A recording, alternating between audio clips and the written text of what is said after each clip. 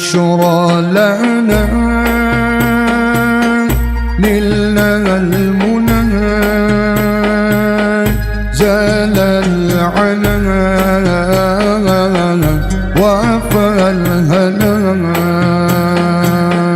والدهر أنجز وعده والبشر أضحى لنا بشرى لنا نلنا المنى زال العنا وافى الهنا. بسم الله الرحمن الرحيم والحمد لله رب العالمين والصلاة والسلام على أشرف الأنبياء والمرسلين سيدنا محمد وعلى آله وصحبه أجمعين. سبحانك لا علم لنا إلا ما علمتنا إنك أنت العليم الحكيم. ونتعلم تعليم ذكر تذكير ونفع انتفاع الفعل والاستفادة والحثرة تمسك كتاب الله سنة رسول الله صلى الله عليه وسلم دع الحمد لله ذا الخير ابتغوا وجه الله قل بفضل ثابت سبحانه وبعد. Alhamdulillah ya, kita bisa berkumpul lagi, kita bisa melanjutkan pelajaran kita setelah berhenti sekitar sebulan lebih. Ya, mau cerita dulu sedikit Alhamdulillah saya pas dalam sekitar sebulan ini diuji oleh Allah SWT dengan beberapa ujian. Nah, pertama itu yang terbesar dengan meninggalnya dua orang tua saya sekaligus. Nah, jadi hari Minggu tanggal 11 pas Allah SWT memilihkan hari yang terbaik itu adalah 10 hari dari bulan Dzulhijjah, awal 10 hari. Ibu tanggal 1, ayah malah tanggal 2 Dzulhijjah. Nah, subhanallah. Gitu. Setelah itu juga saya sendiri sakit. Nah, jadi akhirnya berhenti sekian lama. Nah, sedikit saya ingin mencerita khususnya untuk ibu-ibu ya, tentang ibu saya agar supaya bisa ditiru itu. Nah, saya punya ibu itu Masya Allah orangnya ahli ibadah, ahli bangun malam. Beliau selalu rajin bangun malam, bahkan yang membangunkan kita satu rumah kalau untuk sholat subuh itu beliau. Dan ahli zikir. Nah, jadi kalau umpamanya masak nunggu, nggak ada kerjaan lainnya, duduk pegang tasbih berzikir. Nah, nggak pernah gosip, nggak pernah. Nah, dan selama hidupnya ibu saya tuh sejak mulai saya kecil sampai ibu saya meninggal, saya belum pernah tahu, belum pernah dengar sekali aja ibu saya tuh ngangkat suaranya di atas suara ayah, belum pernah sama sekali. Nah, selama saya mulai sejak saya kecil sampai ibu saya meninggal, belum pernah saya melihat atau mendengar ibu mengangkat suaranya di atas suara ayah saya. Nah, ini termasuk kelebihan ibu. Dan ketika di akhir-akhir beliau sedang sakit-sakit itu terkadang pikun, kadang lupa hilang ingatannya. Tapi kalau sudah ingatannya hilang, ke kamar mandi, wudu, sholat. Jadi yang namanya sholat ini nggak lupa, walaupun pikun, tapi sholat nggak sholat. Kadang bangun tengah malam mau sholat subuh, kadang bangun sebelum sholat zuhur, wudu mau sholat zuhur. Jadi namanya sholat itu nggak lupa. Walaupun kadang sholat itu kadang lebih, sholat isya 4 rakaat, sholatnya 6, sholatnya waktu pas lagi kita, tapi sholat. Ya. Jadi orang kalau ahli ibadah, orang sholat, pikunnya itu masih tetap rajin beribadah. Ini yang bisa ditiru oleh ibu-ibu. Apalagi saya punya ayah, Masya Allah pun juga, ayah saya tuh selalu bergaul dengan para ulama, dengan para wali-wali Allah SWT. Jadi saya sejak mulai kecil itu selalu diajak-ajak ke tempatnya para ulama, kepada para aulia-aulia. Dan beliau bukan hanya sekedar mencintai, beliau dicintai pun juga oleh para aulia dan para ulama. Alhamdulillah. Dan ketika ayah saya meninggal itu alhamdulillah wajah beliau itu senyum lebar. Senyum dengan senyuman yang lebar, alhamdulillah. Nah, ini kalau kita lihat orang-orang semacam itu dimuliakan oleh Allah Subhanahu wa taala, diselamatkan insyaallah. Kita mudah-mudahan insyaallah husnul khatimah insyaallah. bagaimana dengan kita ini? Nah, ya seharusnya yang kita memikirkan bukan mereka, nasibnya kita ini gimana? Nah, mereka tuh insya Allah selamat, tapi kita ini selamat atau tidak? Nah, ini pelajaran yang kita bisa ngambil dari sini. Ya, kita mulai pelajaran kita insya Allah hari ini setelah kita membahas masalah zakat, zakat mal, zakat badan atau zakat fitrah terakhir. Ini sekarang kita akan membahas masalah sedekah. Nah, yang namanya sedekah itu bebas, ya. Aslinya sunnah, ya, bisa menjadi wajib karena mungkin nazar dinazarkan atau ya, zakat. Nah, zakat itu mempunyai istilah zakat sedekah wajib. Sedekah wajib. Tapi asalnya sedekah itu hukumnya sunnah. Wa tusannu shadaqatut tatawwu', dan dianjurkan sedekah at-tatawwu', ya, sedekah yang sunnah, bukan zakat. Wa kaunuha sirra, dianjurkan sedekah ini sir. Sir itu artinya disembunyikan. Sedekah ini disembunyikan. Orang-orang kasih tahu, saya ini sedekah sekian, diumumkan. Nah, jadi sebaiknya kalau kita menyumbang ke masjid atau kurban dan seterusnya, itu kalau ada pengumuman seharusnya kita tidak minta nama kita hanya hamba Allah. Nah, ini lebih aman, ya, lebih aman. Ya, kita insya Allah amalan kita ini gak kecampur dengan yang namanya riya, ya, gak pamer gitu. Bahkan yang namanya menyembunyikan ini ada dua cara atau dua hal, ya. Pertama, menyembunyikan, atau mungkin tiga hal yang kita bisa bahas masalah menyembunyikan. Kadang orang sedekah tapi nggak ada yang lihat, namanya ya, cari kotak amal tapi tidak ada orang lihat, masukkan. Ini termasuk diantara sedekah sir. Ada sedekah sir lain lagi, itu adalah mengetok rumah orang atau menggantungkan sesuatu di pintu atau pagar rumahnya itu. Nah, ini termasuk bisa juga sedekah sir. Tapi ada sedekah sir yang berbeda dengan ini semuanya. Sedekah sir yang dia sendiri nggak tahu berapa yang dikeluarkan.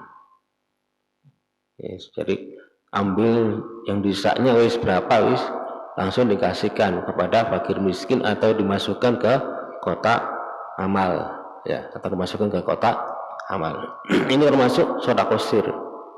Nah, alangkah baiknya kalau orang sedekah itu kita kasih fakir miskin, ketika disembunyikan atau kotak amal, ya, maksudnya tidak ada orang tahu dan dia pun juga tidak tahu berapa yang dia mengeluarkan. Ini lebih afdal lagi. Kalau apa yang keluar dari kantongnya, kalau seandainya 100 rugi, nggak apa-apa. Nah, tapi cara mungkin berat. Cara untuk mudah supaya kita bisa melaksanakan itu kita bikin kotak amal di rumah kita masing-masing. Kotak amal, ya, masukkan 1.000, 2.000, 5.000, terserah. Setelah beberapa lama, entah seminggu, 2 minggu, ambil uang yang ada di dalamnya. Kita tidak tahu. Dan ngambilnya itu jangan dihitung. Bisa ambil sedapatnya. Mau ambil semua, ngambil setengahnya. Nah, ini kan kita tidak tahu berapa ini. Berapa ya? Kita mau sedekah, kita insya Allah dapat keutamaan atau fadilah ini. Dalam hadis sebabnya sedekah itu yang mana hatta la ta'lama shimaluhu ma tunfiqu yaminuhu. Digambarkan oleh Rasulullah SAW saking menyembunyikannya sehingga tangan kirinya ini tidak tahu berapa yang dikeluarkan oleh tangan kanannya. Nah, bahkan dengan cara demikian tangan kanan sendiri nggak tahu berapa yang keluarga. Nah, ini berarti semakin afdal ya di sisi Allah Subhanahu wa taala. Wali qarib, dan untuk keluarga, terutama sedekah untuk keluarga. Orang sedekah dum-dum uang sana sini ini, tapi keluarganya sendiri, adik kakaknya ya, atau dua orang tuanya malah lebih, atau sepupunya, atau keponakannya, atau bibinya, pamannya, orang nggak punya, nggak pernah diperhatikan. Nah, ini tanggung jawab kita. Tanggung jawab kita. Lebih utama kita kita mengutamakan mereka lebih berhak, karena itu ikatan kekeluargaan ya. Kita menyambung tali silaturahim dengan mereka bukan hanya dengan mengunjungi saja, tidak, juga dengan santunan-santunan, dengan membantu mereka itu tadi itu. Wali qarib, untuk keluarga, didahulukan dibandingkan orang-orang yang lainnya. Kadang orang melupakan keluarganya sendiri ya, ahli sodako, ahli, tapi keluarganya sendiri, kerabatnya sendiri ya nggak pernah diperhatikan. Wajar dan tetangga. Nah, tetangga lebih daripada orang-orang yang jauh.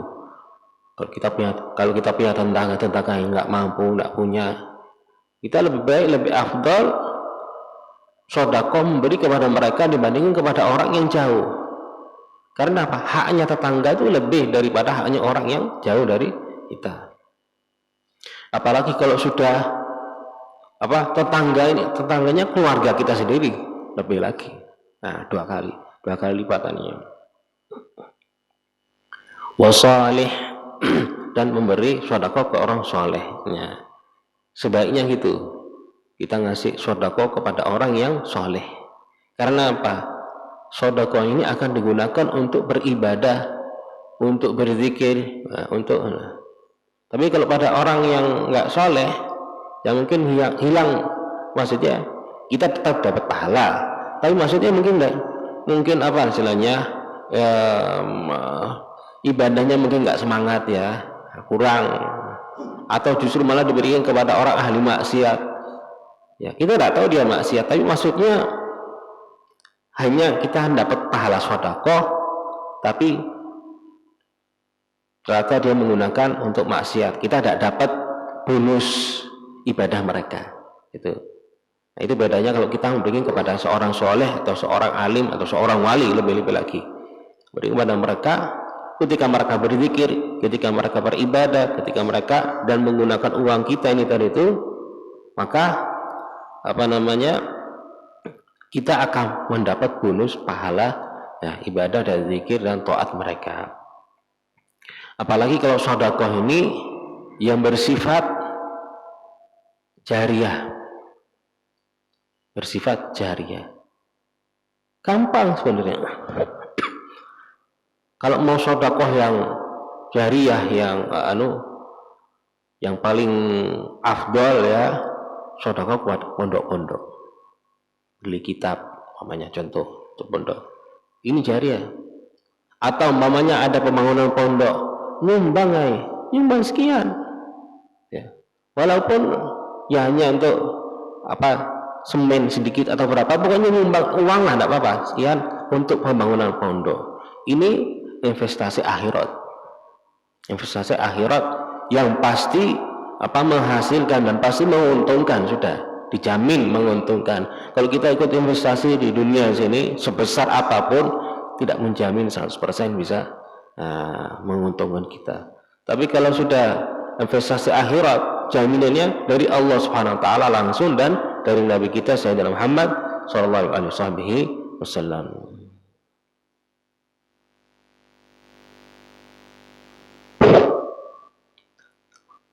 Wasalihin afdal, kepada orang soleh lebih afdal. Wa tata'akkadu fi Ramadan, dan dipastikan atau diutamakan di bulan Ramadan. Nah, kalau di luar Ramadan kita mungkin jarang sedekah, di bulan Ramadan diusahakan memperbanyakkan sedekah. Kalau bisa setiap hari sedekah. Walaupun dengan uang kecil tapi tidak apa-apa, istiqomah. Yang sedekah itu ya namanya sedekah tidak harus dengan uang besar. Tidak harus dengan uang besar. Walaupun dengan uang kecil tapi istiqomah. Lebih baik daripada orang yang sedekah 1 juta, tidak sedekah lagi, ngungkit lagi. Dulu, ya saya sedekah 1 juta, cukup sudah. Loh, enak. Sedekah itu tidak ada. Orang yang mengejar kebaikan itu terus menerus, ya, selalu dalam senantiasa dan jangan merasa bosan-bosan itu. Nah, karena kita tidak tahu sedekah kita ini yang mana yang diterima. Apakah semuanya yang diterima, apakah sebagian, atau justru malah nggak ada terima semua. Kita tidak tahu. Kita tidak tahu. Bahkan ada seorang soleh zaman dahulu, seorang wali orang soleh mengatakan, kalau saya tahu bahwasanya pahala 1 zikir saya diterima. Kalau saya tahu, saya nggak tahu diterima enggak. Kalau seandainya 1 pahala zikir saya diterima, saya bersyukur kepada Allah SWT. Membuat tasyakuran, undang orang kota, satu kota itu tak undang semuanya, makan di rumahku. Kalau saya tahu 1 zikir saya diterima di sisi Allah SWT, saya tidak tahu diterima enggak. Nah, ini tetap mereka istiqomah, mereka berharap diterima oleh Allah Subhanahu wa taala. Nah, ketika orang berharap amalan diterima, selalu mengejar berharap mendapat pahala, berharap diberi ampunan Allah SWT. Tapi kalau orang merasa bangga dengan amalnya, nah ini membuat dia tidak istiqomah, membuat orang ini malah malas untuk beribadah. Itu selalu ngungkit ya, wis sedekah sekian, pernah bantu ini, pernah diungkit terus, sehingga merasa apa yang dia telah memperjuangkan atau mengeluarkan ini, mengorbankan itu sudah besar. Akhirnya malas, tidak semangat untuk beribadah, melanjutkan. Wa tata'akkadu fi Ramadan wa fi kulli waqtin syarif. Ya, khususnya kalau di bulan Ramadan, di dalam hadis, kana Rasulullah sallam ajwada min ar-rihil mursalah, atau kama yang mana dalam hadis ini Rasulullah sallam digambarkan bahwasanya infaknya ya, wamannya dan dermawannya Nabi Muhammad SAW itu melebihi angin yang banter, yang keras. Wa kana ajwada ma yakunu fi Ramadan. Dan Rasulullah SAW lebih semangat lagi, lebih banyak bersedekah, lebih banyak berinfak di bulan Ramadan dibandingkan bulan-bulan atau waktu-waktu yang lainnya. Gitu. Karena pahalanya dilipatkan oleh Allah SWT. Wa fi kulli waqtin syarif. Nah, dan setiap waktu yang momen-momen yang istimewa, yang mulia di sisi Allah SWT. Seperti kalau setiap minggu hari Jumat namanya, atau umpamanya pas hari-hari seperti nanti insyaallah tahun baru nanti tanggal 10 Dzulhijjah Asyura itu, atau nisfu Sya'ban namanya contoh, atau hari-hari semacam hari Arafah namanya, hari-hari yang momen-momen yang mempunyai kemuliaan, keistimewaan. Tentu ini dianjurkan lebih kita memperbanyakkan sedekah di momen-momen ya yang semacam itu. Karena di dalam hadis, ala inna fi ayyami dahrikum nafahat ala fata'arradu laha. Sesungguhnya ketahuilah bahwa sesungguhnya di hari-hari Allah Subhanahu wa taala itu ada momen-momen yang mempunyai keistimewaan, keunggulan tertentu, maka ala fata'arradu laha, maka gunakanlah kesempatan. Gunakanlah kesempatan itu ya, jangan sampai kelewatan, jangan sampai ketinggalan, jangan sampai kehilangan momen-momen yang istimewa itu sehingga kita rugi. Fi Makkah wal Madinah, nah, itu pun juga dianjurkan di kota Mekah dan di kota Madinah. Nah, di kota Mekah dan di kota Madinah. Di kotanya ya, kota Mekah, kota Madinah. Kalau di dalam Masjidil Haram tidak dianjurkan.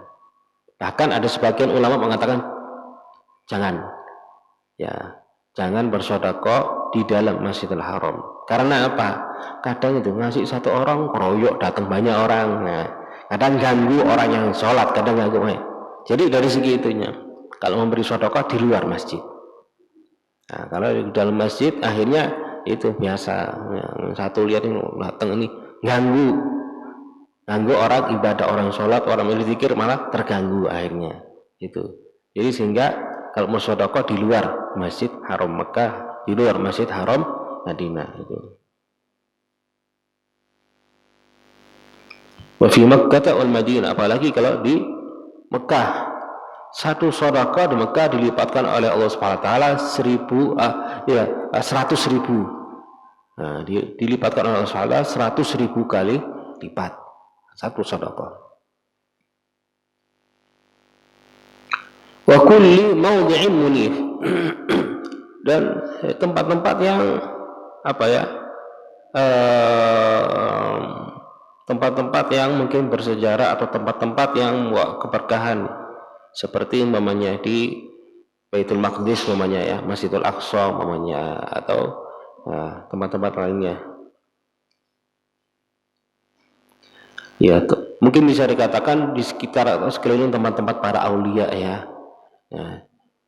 Katanya ini ada faedah ilmu bahwasanya ketika kita menziarah makamnya wali ya, wali songo atau seterusnya, itu katanya kalau bisa ya kita beli dari penjual-penjual yang di sekitar itu, walaupun kita nggak butuh, beli apa aja.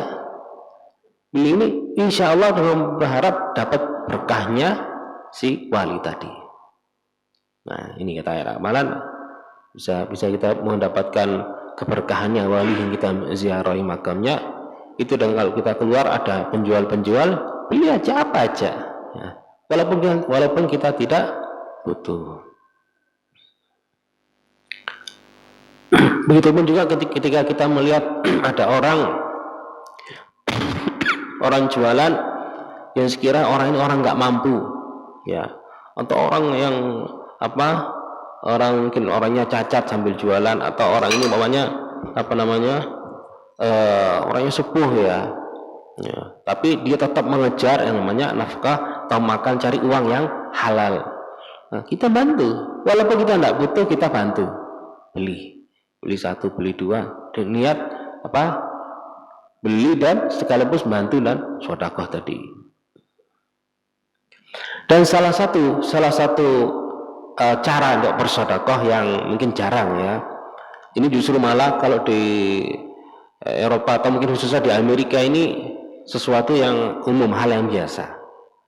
Ketika orang beli sesuatu harga 10.000, susuknya 5.000, sudah susuknya untukmu. Nah, ini termasuk sedekah. Kadang sak tipis ini dituntut, tidak mau. Pokoknya harus dikembalikan. Nah, ini berarti orang yang medit ini. Medit. Uang saya tidak apa-apa, sudah 1.000 dia habis, tidak apa-apa, sudah. Nah, saya hadiahkan, saya doakan, tidak apa-apa, dapat pahala, tidak rugi. Nah. Kadang itu orang uang kecil aja dipermasalahkan, tapi kalau pesta ya, kalau untuk senang itu habiskan jutaan, gak pernah dipermasalahkan itu. Wa an takuna min atyabi malihi wa ajwadihi. Dan hendaknya yang disedekahkan ini termasuk uang atau sesuatu yang baik, yang bagus ya, atau yang terbaik, kalau bisa yang terbaik. Ya, memberi buah, memberi baju, memberi pria atau makanan itu yang sekiranya pantas, yang layak itu. Ya. Semakin pemberian kita semakin bagus, semakin baik, semakin berkualitas, maka pahala amalan kita pahalanya semakin dilipatkan oleh Allah Subhanahu wa taala. Dulu kan ceritanya dua putra Nabi Adam, Habil dan Qabil, ketika bersedekah. Yang satu si Habil mencari Rasulullah waktu itu kambing ya, kambingnya yang paling bagus, paling baik, paling gemuk, paling disembelihkan. Sedangkan saudaranya yang satunya Qabil justru malah cari yang paling buruk, paling jelek, paling elek, paling kecil, paling kurus itu diambil disembelihkan. Allah Subhanahu wa taala menerima sedekahnya si Habil. Karena apa? Dia benar-benar berniat untuk sedekah, cari yang paling terbaik disedekahkan. Sedangkan Allah Subhanahu wa taala di dalam cerita ini tidak menerima sedekahnya si Qabil, karena itu tadi itu. Dia enggak niat untuk sedekah. Tidak niat untuk bersedekah. Man takuna min atyabi malihi wa ajwadihi. Liqauli ta'ala lan tanalul birra hatta tunfiqu mimma tuhibbun.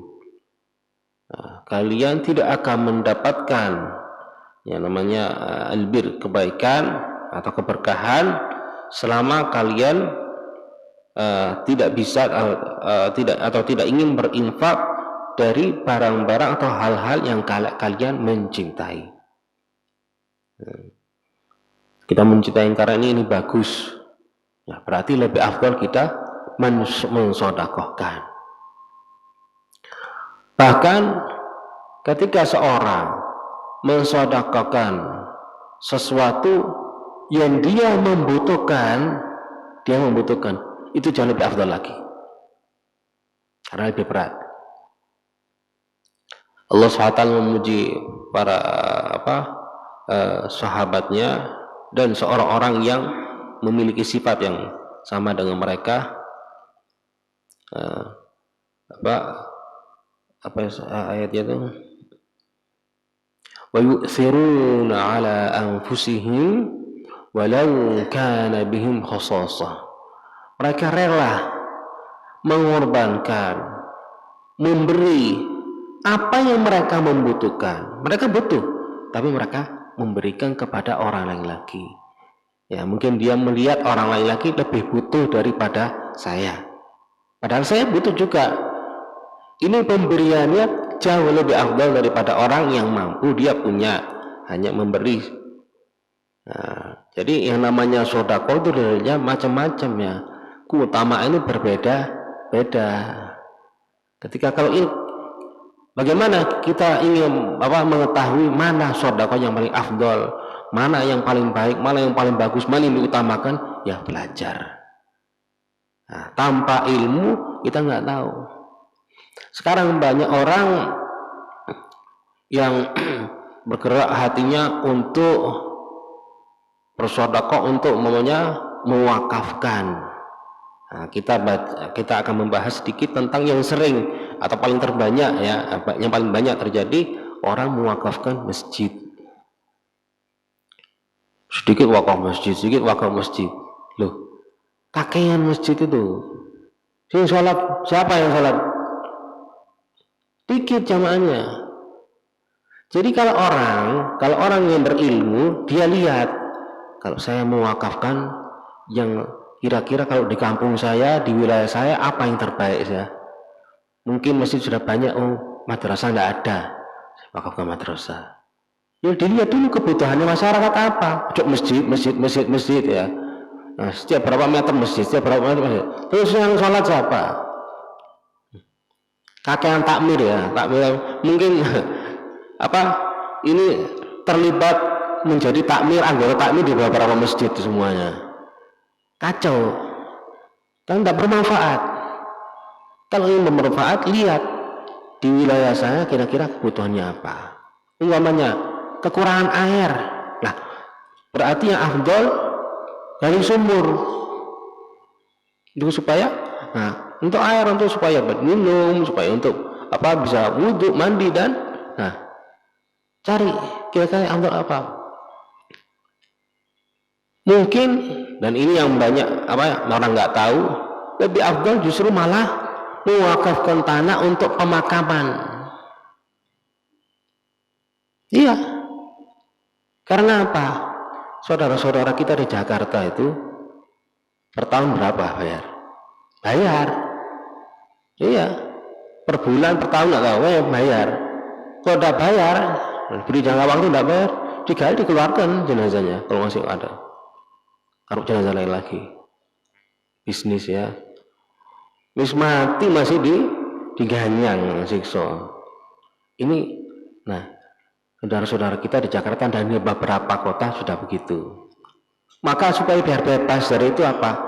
Kita punya tanah sekian, wakafkan untuk pemakaman. Itu pahalanya besar dari sisi Allah Subhanahu wa Ta'ala. Karena apa?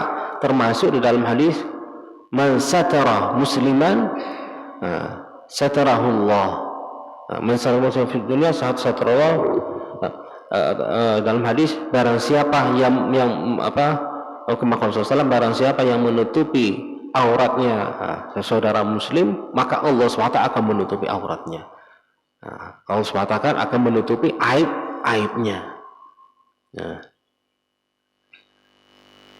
Masih banyak cara bersedekah itu banyak. Kalau kita ingin tahu, yaitu dari itu kita mau pelajari hukumnya. Karena ya masalah wakaf sedikit, itu masalah wakaf. Kadang orang mewakafkan tapi tidak tahu caranya bagaimana. Akhirnya malah salah semuanya, melanggar hukum syariat semuanya. Nah, yang seringkali yang terjadi, walaupun masih ada perbedaan antara ulama, itu masalah ketika bangun masjid ya. Seringkali terjadi orang mewakafkan masjid. Masjid ukurannya persegi 300 meter kotak, 300 meter kotak. Diwakafkan masjid dan untuk bangunan masjid semuanya. Terus anunya mana? Untuk apa? Tempat duduknya mana? Tempat parkirannya mana? Halamannya, istilahnya itu tempat WC-nya, kamar mandinya mana? Tidak bisa dimasukin di masjid ini. Kalau sudah diwakafkan untuk bangunan masjid, ya ini bangunan masjid toh. Sekarang banyak ada campur. Jadi yang benar ini tanah 300 meter untuk masjid, tapi 200 meter untuk bangunan masjid. Nah, sisanya untuk untuk kamar mandi, untuk parkiran, untuk halaman. Itu caranya begitu. Beda antara tanah untuk masjid sama bangunan masjid, itu beda. Ya, kalau tanah untuk masjid ini banyak milik masjid, bukan artinya masjid, milik. Ya, wakaf milik untuk masjid, bisa kita ngontrakkan dan hasilnya keluar untuk digunakan untuk masjid, bisa. Seperti salah satu contoh di Masjid Al-Huda di Embong Arab. Nah, itu memiliki beberapa tanah di sekitarnya, di antaranya Warung Kairu. Warung Kairu itu tanahnya milik Masjid Al-Huda. Jadi kontrakannya itu hanya itu untuk kemaslahatan Masjid Al-Huda. Nah, tapi tanahnya milik masjid. Tanah milik masjid beda ya. Tanah untuk masjid dan bangunan masjid itu beda. Jadi harus dibedakan. Ini ada ilmunya. Jadi jangan wakafkan ini saatnya. Kalau bangun buang kotoran di dalam masjid, buang sampah, itu hukumnya haram. Bagaimana buat WC di dalam masjid? Nah, itu. Jadi harus mengetahui hukumnya. Jangan asal-asal kita berbuat kebaikan dengan niat yang baik, tapi nggak punya dasar ilmu syariatnya. Itu. Makanya perlu kita belajar atau bertanya kepada para ulama sebelum kita langkah ke masalah wakaf, karena masalah wakaf ini tidak mudah. Nah, banyak orang niat yang baik tapi ini mewakafkan bangku untuk masjid. Contoh, gak boleh keluar dari masjid. Kalau mazhab Syafi'i ya, bangku ini sampai merotol, nggak boleh keluar dari masjid. Gak boleh. Make sound untuk masjid, gak boleh dipinjam keluar, gak boleh. Tidak boleh keluar dari masjid. Maka kalau untuk kita ingin membantu masjid, membangun masjid apa? Ya hadiah atau apa namanya atau maksudnya untuk tidak diwakafkan. Sewaktu-waktu barang ini umpamanya rusak apa dibuang nggak apa-apa. Ini mazhab Syafi'i itu paling ketat dalam masalah wakaf mazhab Syafi'i. Nah, jadi tadi itu kalau diwakafkan barang sudah ada wakaf untuk masjid, ya berarti selamanya di masjid tidak boleh keluar dari masjid walaupun barang itu rusak. Nah, jadi kalau kita ingin membangun untuk masjid apa namanya karpet itu hadiah, jangan wakaf. Beda itu. Ya Allah Subhanahu wa taala alam sabr wa فتحنا الله ذو البأس والشكر حاجات إلى قربات الشيخ محباب له والحق علينا بأسنا إلى مسائل وصول الجاسمين واحفظ ما تعلمناه صدعنا في صدورنا ورد لنا وقل حاجة إليه على الجهاد كل وصالح يا رحمة السفر لنا والحافظ ورد وسام الغالمين يقضي حاجاتنا وحاجات القلب عن كل أصلاح دار القلب من الآخرة وإلى حضرة النبي سيدنا محمد صلى الله عليه وسلم الفاتحة أعوذ بالله من الشيطان الرجيم